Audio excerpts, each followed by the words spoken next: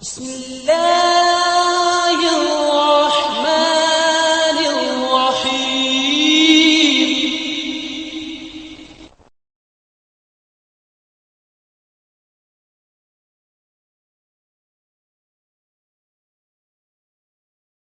من الشیطان الرجیم بسم اللہ الرحمن الرحیم۔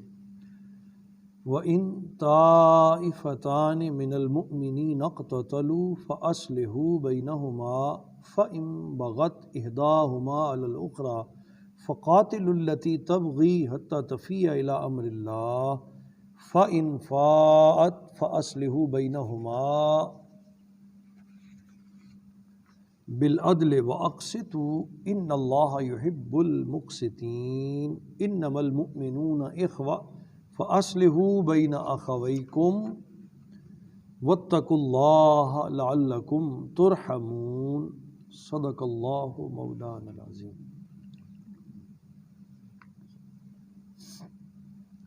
آج کی تلاوت کردہ آیت طیبہ میں بھی ایک معاشرتی برائی کو ختم کرنے کا طریقہ بتایا گیا۔ جہاں قومیں آباد ہوتی ہیں، معاشرے بنتے ہیں، وہاں یہ بات بعید نہیں کہ لوگوں کی رائے کا اختلاف ہو، وہ آپس میں جھگڑ پڑیں، ان میں سے ایک دوسرے کے ساتھ زیادتی کر لے۔ اسلام نے اس کے لیے بھی بین اصول عطا فرمائے۔ تماشا دیکھنے کی اجازت نہیں دی کہ دو بھائی لڑ رہے ہیں باقی سارے تماشا دیکھیں۔ آج جس معاشرے میں آپ اور میں رہ رہے ہیں، اس چیز کی بہت زیادہ کمی، بہت زیادہ کمی۔ دو صورتیں ہیں، ایک تو یہ ہے کہ خود لڑایا جاتا ہے اور پھر پیچھے ہٹ کے تماشا دیکھا جاتا ہے تکلیف دینے کے لیے، اور دوسرا یہ ہے کہ اگر لڑائی ہو جائے تو صلح کے لیے کوئی آگے نہیں بڑھتا، صلح کے لیے کوئی آگے نہیں بڑھتا، رکھنے بڑھتے چلے جاتے ہیں، اور مظلوم کا ساتھ دینے کی بجائے لوگ ظالم کے ساتھ کھڑے ہو جاتے ہیں۔ اب آج کا جو چیپٹر ہے، جو مضمون ہے، آپ جب سنیں گے تو قرآن عظیم نے آخر پہ جا کے حکم دیا ہے کہ اگر تمہیں کھڑا ہونا ہی پڑے اور ہونا ہے تو مظلوم کے ساتھ، یہاں تک کہ ظالم معافی کی طرف واپس آ جائے، خواہ وہ اکیلے دو کی جنگ ہو، خواہ وہ دو قبیلوں کی جنگ ہو، خواہ وہ دو ریاستوں کی جنگ ہو، تو تیسری ریاست کا فرض بنتا ہے کہ وہ درمیان میں آئے، مظلوم کا ساتھ دے۔ وَإِن طَائِفَتَانِ مِنَ الْمُؤْمِنِينَ اقْتَتَلُوا، اور اگر اہل ایمان کے دو گروہ آپس میں لڑ پڑیں، دو فرد لڑ پڑیں یا دو گروہ ایماندار کلمہ گو، ان کی آپس میں جنگ ہو جائے، لڑائی ہو جائے، جھگڑا ہو جائے، فَأَصْلِحُوا بَيْنَهُمَا، تو فرمایا سب سے پہلی صورت تو یہ ہے کہ ان دونوں میں صلح کراؤ، ان دونوں گروہوں میں صلح کراؤ۔ تیسرا کیا کرے؟ صلح کی کوشش کرے، کوئی شکل نکالے صلح ہو جائے۔ فَإِن بَغَتْ إِحْدَاهُمَا عَلَى الْأُخْرَى، اگر زیادتی کرے ایک گروہ دوسرے پر، اگر آپ کو نظر آ رہا ہے کہ ایک تگڑا ہے دوسرا کمزور ہے، اور جو تگڑا ہے وہ لگاتار زیادتی کرتا جا رہا ہے، فَقَاتِلُوا الَّتِي تَبْغِي، تو جو سرکش ہے اس کے ساتھ جنگ کرو، مظلوم کے ساتھ کھڑے ہو جاؤ۔ اب یہ قرآنی حکم ہے، سرکش کے خلاف کھڑے ہو جاؤ اور مظلوم کا دفاع کرو، اس کے ساتھ جنگ کرو، جیسی بھی ہو، زبان کی ہے، تلوار کی ہے، جیسے بھی ہے۔ کیوں جنگ کرو؟ حتیٰ تفیء الی امر اللہ، یہاں تک کہ وہ اللہ کے حکم کی طرف واپس لوٹ آئے۔ اللہ کا حکم کیا ہے؟ کہ مومن سارے بھائی بھائی، یہاں تک کہ وہ اللہ کے حکم کی طرف، یعنی کہ سب بھائی بھائی ہیں، اس طرف واپس پلٹ آئے، اسے احساس ہو جائے کہ میں نے زیادتی کی۔ فَإِن فَاءَتْ، پس اگر وہ لوٹ آئے تو چھوڑنا کب ہے؟ فرمایا چھوڑنا تب ہے فَأَصْلِحُوا بَيْنَهُمَا بِالْعَدْلِ، کہ انصاف کے ساتھ دونوں کے درمیان جو بھی معاملہ پیدا ہوا تھا اس میں صلح کرا دو، صلح کرا کے پیچھے ہٹنا ہے۔ وَأَقْسِطُوا، اور انصاف قائم رکھنا، ترازو، انصاف قائم رکھنا، جس کی زیادتی ہے اسے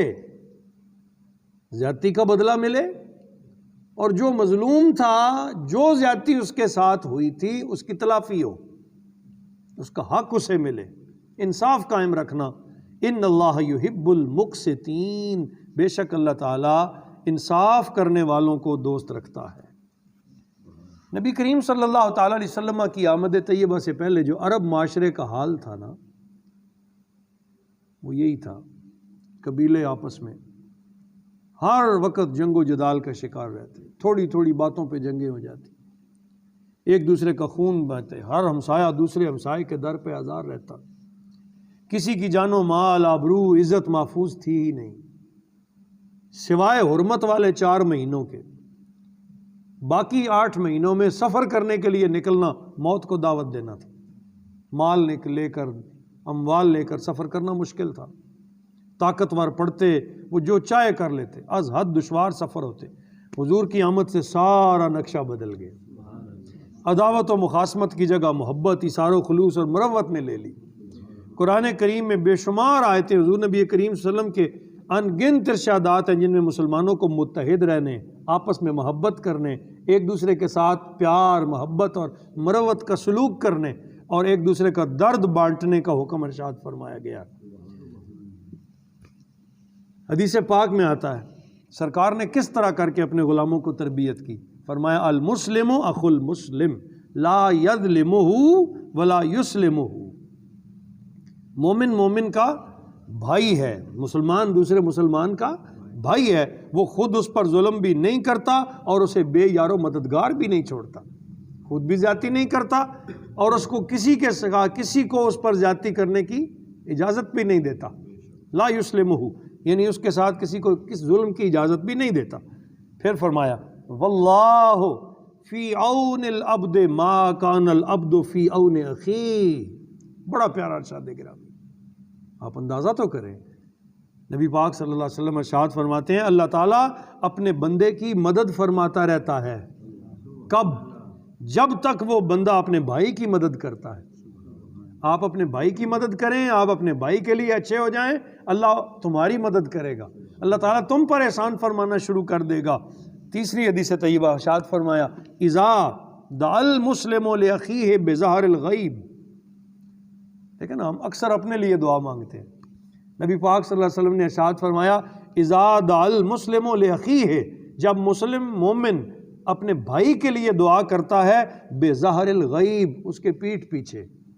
موجود نہیں ہے وہ، کہ یا اللہ میرے بھائی پہ کرم کر دے، اللہ اس کی مشکل آسان فرما دے،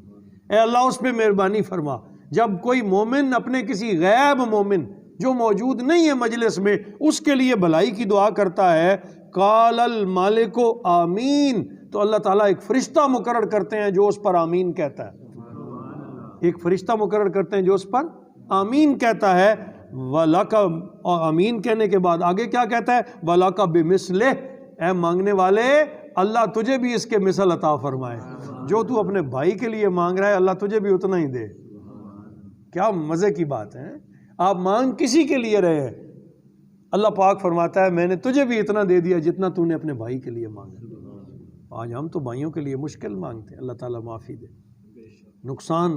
سوچ رہے اس کا ہو جائے، اس کا نقصان نہیں۔ مومن وہ ہے جو اپنے بھائی کی غیب میں بھی اس کے پیٹھ پیچھے بھی اس کی خیر مانگتا ہے، اس کی خیر مانگتا ہے، بھلائی مانگتا ہے، اور جب وہ اس کی بھلائی مانگتا ہے تو اللہ اس کے لیے بھلا کر دیتا ہے، کہا اتنا تجھے بھی عطا کر دیں گے۔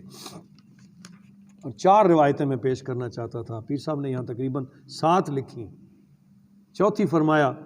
مثل المؤمنین فی توادہم وتراہمہم وتواصلہم کمثل الجسد، مسلمان کی مثال ایک دوسرے مسلمان کے ساتھ محبت کرنے میں، فرمایا ایک دوسرے پر رحم کرنے میں، ایک دوسرے سے صلہ رحمی کرنے میں ایسی ہی ہے کمثل الجسد الواحد، جیسے کہ ایک وجود ہو، یہ مسلمان سارے ایک وجود کی طرح ہیں۔ اذا اشتکا منہ عضو، جب کسی ایک عضو کو جسم کے کسی ایک حصے کو تکلیف ہوتی ہے تداعی لہو سائر الجسد بالہما والسہر، تو سارا وجود بخار اور بے قراری میں مبتلا ہو جاتا ہے، نیند بھی نہیں آتی، درد سر میں ہوتا ہے پورا وجود نہیں سوتا، درد پاؤں کی انگلی میں ہوتا ہے پورا وجود نہیں سوتا، بخار چڑھ جاتا ہے سارے وجود کو درد ہوتا ہے۔ وہ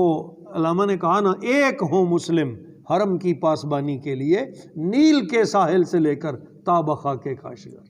مومنوں کی شان یہ ہے، وہ ایک دوسرے کے لیے درد بانٹنے والے، ایک دوسرے کے لیے بنیان مرصوص، ایک مقام پہ کہا گندی ہوئی دیوار کی طرح ہیں، ایسے جس کی ایک اینٹ دوسری اینٹ میں پیوست ہوتی ہے، اگر ایک اینٹ نکال لیں تو بھدی لگتی ہے جی، ایک دوسرے کے ساتھ جڑے ہوئے ہیں۔ تو یہاں اس آیت طیبہ میں رب کریم نے اور اس کے حبیب صلی اللہ تعالی علیہ وسلم نے جو ارشادات عالیہ میں نے آپ کے سامنے پڑھے، یہ دعوت دی گئی ہے کہ معاشرے میں انتشار پیدا نہ ہونے دو۔ محلے میں سب سے پہلے ہماری ذمہ داری ہے ہم محلے والے ایک ہو جائیں، پھر ہم اپنے گاؤں والے ایک ہو جائیں، پھر شہر والے ایک ہو جائیں، پھر ملک والے ایک ہو جائیں، پہلے قبیلہ ایک ہو، پھر قوم ایک ہو، ایک دوسرے کے ساتھ جڑے ہوئے ہوں، بانٹنے۔ نبی پاک صلی اللہ علیہ وسلم نے ارشاد فرمایا، رب کریم نے مجھے 9 نعمتیں عطا فرمائیں، ان میں سے 3 اصل و من قطعنی، ایک وہ ہے کہ جو مجھ سے تعلق توڑے میں اس سے جوڑ لوں، وات امن حرمنی، جو مجھے محروم کرنا چاہے میں اسے دے دوں، وہ اصل و من قطعنی، جو مجھ سے تعلق توڑے میں اس سے جوڑ لوں، صلہ رحمی کروں، بلائی کروں، خیر کروں، واعف عمن ظلمنی، اور تیسرا جو مجھ پر ظلم کرے میں اسے معاف کر دوں، ظلم کرے اسے معاف کر دوں۔ اس کی بڑی مثال نبی کریم صلی اللہ علیہ وسلم کا شہر طائف کی طرف جانا، اور پھر مکہ والوں کی بے پناہ زیادتیاں، اور جب فتح مکہ کے وقت سرکار فاتح ہو کر تشریف لائے، سب کو معاف کر دی، سب کو معاف کر دی، اور ہمیشہ معاف فرماتے رہے۔ اللہ تعالی ہمیں بھی معافی والا عنصر نصیب فرمائے۔ تو یہ آیت طیبہ اس کا بڑا وسیع مضمون ہے کہ باغی کے ساتھ جنگ کرو، باغی کے ساتھ، اور جب وہ بغاوت چھوڑ دے پھر اس کو بھائی بنا لو، پھر اس کے ساتھ صلح کر لو۔ یہ پرانی، دیکھیں نا، ایک چیز ہے پرانی یاد، ہم جب 20 سال بعد بھی لڑتے ہیں پچھلی یاد، اور تو میں فلانے وقت طے آ کیا، پرانی یاد کر، وہ نہیں، جب بات زیرو ہو گئی تو زیرو ہو گئی، مٹ گیا تو مٹ گیا، پھر آگے چلنے کی سوچیں، آئندہ کے لیے سوچیں، بھلائی اور خیر کی راہ کے انتخاب کریں۔ اللہ پاک ہم سب کو یہ پیارا تعلق نصیب فرمائے، ایمان کی حلاوت و مٹھاس عطا کر دے۔ آج ہم صرف ایک آیت پڑھ سکے، ساتھ اس کو ملا لیتے ہیں۔ فرمایا انما المؤمنون اخوہ، بے شک سارے مومن آپس میں بھائی بھائی ہیں۔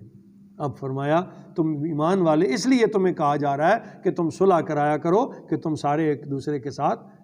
بھائی ہو۔ ہم لا الہ الا اللہ محمد الرسول اللہ کی تسبیح میں پروئے ہوئے، ایک تسبیح کے دانے ہیں، دھاگا ٹوٹ جائے تو تسبیح بکھر جاتی ہے، وہ دھاگا نہیں ٹوٹنے دینا تاکہ تسبیح ایک شمارے کے نیچے رہے۔ فَأَصْلِحُوا بَيْنَ أَخَوَيْكُمْ، پس اپنے بھائیوں میں صلح کرا دیا کرو، وَاتَّقُوا اللَّهَ، اور اللہ سے ڈرتے رہا کرو، لَعَلَّكُمْ تُرْحَمُونَ، تاکہ تم پر رحم کیا جائے۔ وَمَا عَلَيْنَا إِلَّا الْبَلَاغُ۔